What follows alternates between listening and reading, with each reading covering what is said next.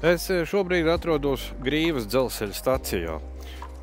Mana izvēle nav nejauša, jo Grīvas dzelzceļa stacijai ir bijusi diezgan izšķiroša loma arī vēstures notikumos mūsu valsts dibināšanas laikā. Bet vēsturiski šī dzelzceļa stacijas ēka nemaz, protams, nav pirmā dzelzceļa stacijas ēka, jo, diemžēl, gan Pirmā pasaules kara laikā, gan arī Otrā pasaules kara laikā divas pirmās stacijas ēkas gāja bojā, un šī ir bijusi muitas ēka.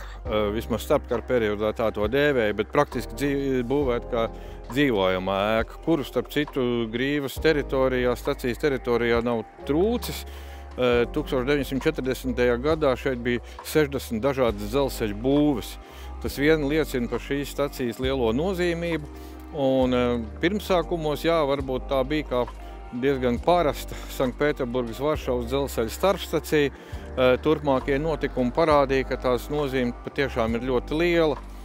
Proti 1873. gadā, tad 11 gadus pēc dzelzceļa līnijas atklāšana šeit no Daugavpils uz Varšavu, tika vēl viens dzelzceļš pieslēgts šai stacijai.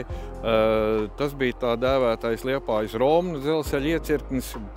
Šajā gadījumā ar Liepāju tam varbūt nav tik cieša saistība kā tīri teorētiski, bet šis iecirknis bija no šejienes, tad no Kalkūniem, kā kādreiz šo staciju sauca, uz Radvilišķiem Lietuvā. Un tur jau tas pieslēdzās Liepājas-Romnu dzelzceļam.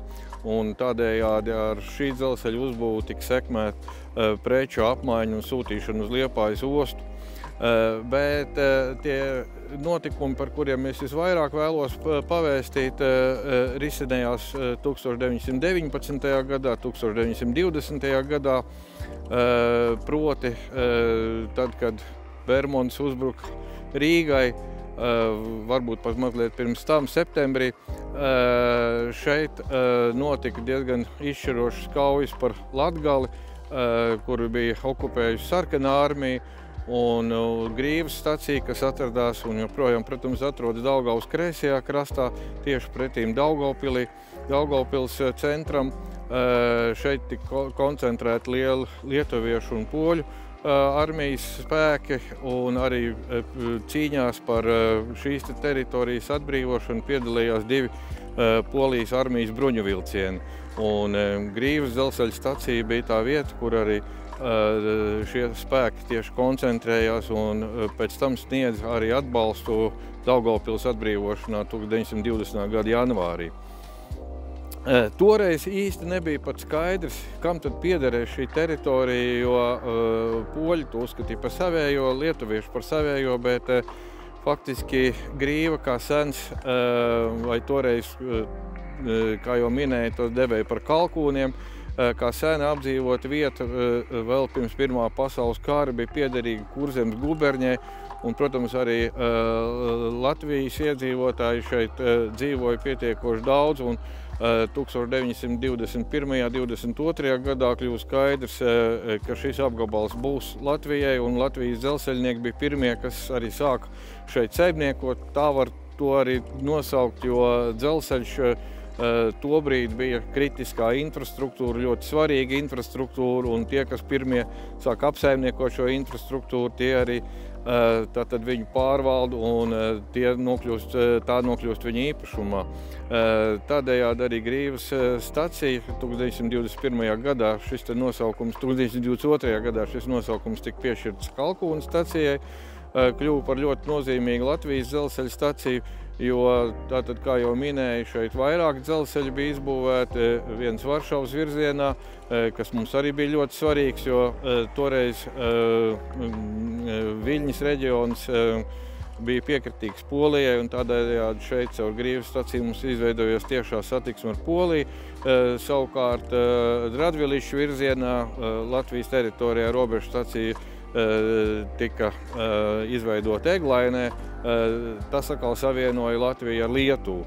Un tādējādi šeit satikās triju faktiski dažādu valsti vilcieni arī, un Grīvas stacijā bija arī izveidots kā platsliežu dzelzceļa tīkls aptuveni 2,5 km garumā un arī 1435 mm dzelzceļa sliedes, pat vairāk tās bija 3,5 km kopgarumā, jo gan Polijas teritorijā, gan Lietuvas teritorijā jau bija starpkara periodā 1435 mm dzelzceļa. Tādējādi šī bija arī ļoti nozīmīga pārkraušanas stacija un arī pasažieru pārsēšanās stacija, un faktiski šo savu būtisko lomu nezaudēja līdz 1940. gadam. Tie notikumi, kas sākās pēc tam, atkal, protams, izmainīja gan situāciju ar sliežu platumiem, gan arī varbūt Grīvas stacijas nozīmību, un tā mūsdienās arī varbūt nav tik nozīmīga, kā tā bija gan brīvības cīņu laikā, neatkarības kara laikā, gan arī starpkara periodā. Tomēr tā joprojām ir ļoti nozīmīga kā viena no Daugavpils dzelzceļa mēzgla sastāvdaļām. Un arī šobrīd šeit kursē vilcieni, kas ienāk no Lietuvas teritorijas, un līdz ar to savā ziņā tā arī ir robežu stacija dažādu valstu dzelzceļiem.